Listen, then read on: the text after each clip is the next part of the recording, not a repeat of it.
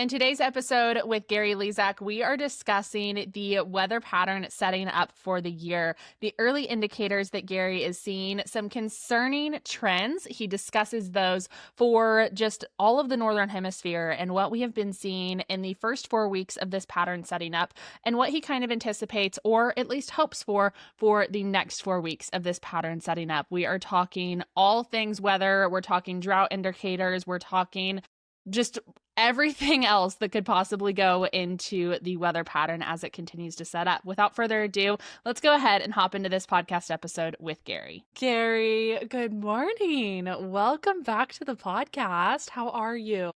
Good morning. I'm doing fantastic. The new weather pattern continues to set up. The weather here is ridiculously warm in Colorado. There's no snow in the mountains. What is going on?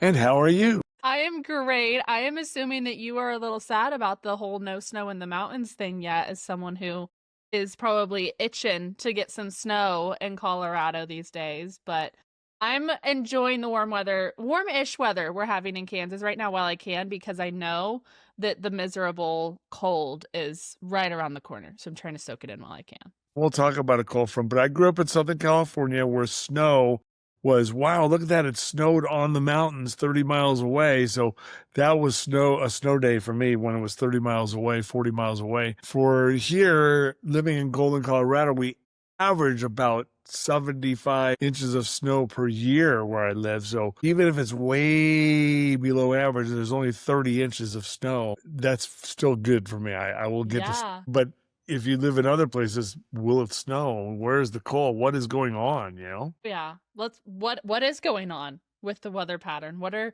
your thoughts? We're like a little over halfway through it setting up. What's going on in the world of the weather? Well, if you're new to the LRC, the weather pattern every fall does evolve and set up between around an October 5th, 6th, or 7th date. That's the day it goes dark at the North Pole. And it may be a coincidence. I don't think it is. Energy shifts from the North Pole all the way down across the Northern Hemisphere to the equator. And these waves of energy are moving across right now the Earth, and our weather pattern for the season is setting up. Call it a weather roulette wheel. The roulette wheel is spinning, and the ball is spinning around it, and it has not fallen into its spot yet. Has it fallen into the drought spot? We have to really seriously talk about preparing for drought for next planting, growing, and harvest.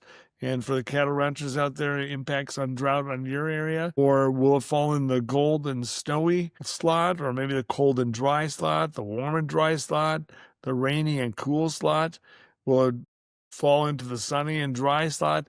So just know that the roulette wheel of weather is spinning, and it's going to land somewhere within the next month. And we will let you know what that means, because we learn so much more. Ski areas are opening in the Colorado Rockies right now, Lauren, and they've been on man-made snow. And even that probably melted. It was 83 degrees here on Sunday. And so the mountains in the 60s, and that's not good. So I'm not sure if the ski areas stayed open. They probably had to close. What will it be like for Southern California, Lake Tahoe, the Pacific Northwest? What will it be like in the plains? Just know that the roulette wheel is spinning around. Snow cover, Lauren, across North America. There's almost no south of Hudson Bay.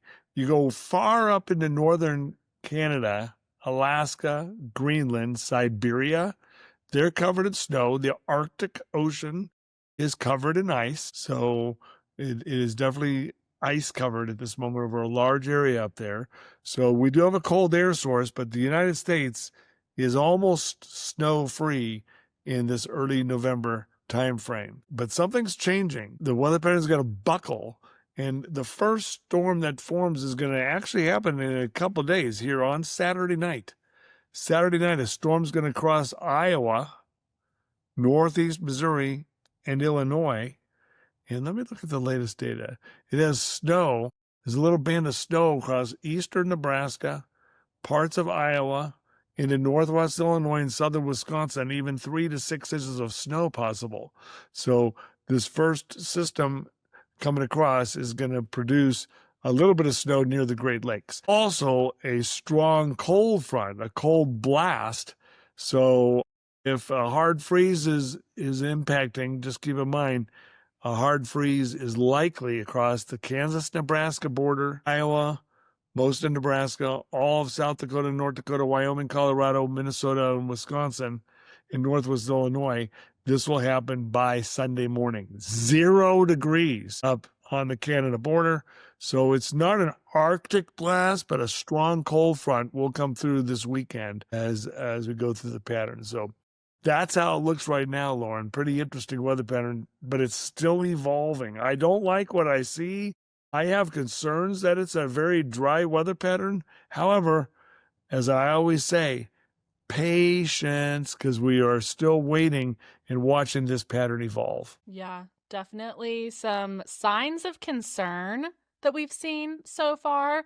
But like you said as well, we still have a month. Like, we still have quite a bit of time for this to continue to set up, continue to make some adjustments, things like that. And oh my gosh, I can't believe how warm it is across the entire lower 48 right now, because wow, how many years can you say that it was like 80 degrees in Colorado over Halloween weekend? Like, how often does that happen? How often does it happen that we're like not, we saw a freeze here in Kansas recently, but it was just like one overnight freeze, and Right. that's all we've had. I'm ready for like 3 days in a row of freeze so that it kills all the bugs. So that way all the bugs can go sayonara, and then I'll be happy.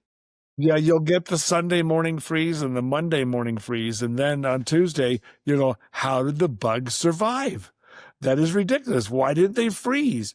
Go underground. You don't come back out. You're just going to die, bug.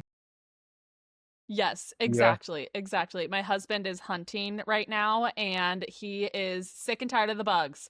Every time he comes home, he's like, I'm tired of getting in a tree and getting ate by bugs. This is horse baloney. Well, Sunday, Monday should kill a lot of them or put them into hibernation or whatever happens to the bugs. I don't understand how they survive. But, we were down to 25 degrees. And it got it to like 60, and on my deck it's really sun. It's like a sun deck, so it feels a lot warmer than 60. So I was laying out there, and a yellow jacket or a weird looking yellow bee came spinning, buzzing by me. I'm like, no, it was 25 this morning. You cannot exist. How did you survive that? Go away. Go away. It's time for you to say goodbye for the rest of the year.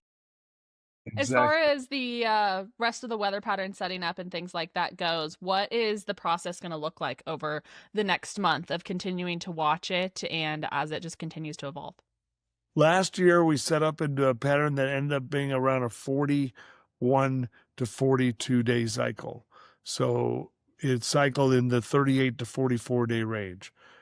The cycles are usually in the 40 to 65 day range, almost all of them. 1 year was lower than that, 34 to 38 days back in 2002. Last year was 38 to 44, one of the lowest cycles, but most of them are 40 to 65 and more likely mid 40s to mid 50s.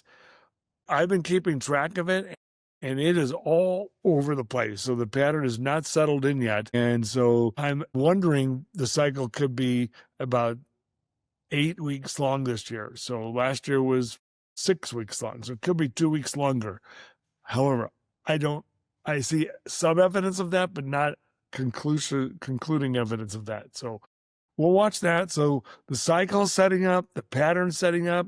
The problem right now we see is that we haven't had any really wet storms across the plains yet. That's why Colorado's so dry. So we need to see some of these in the next 4 weeks. The models have some weak systems, like this one coming across the Great Lakes isn't that weak. It's coming across the Great Lakes Saturday night with some snow. So, but that's coming in from the north.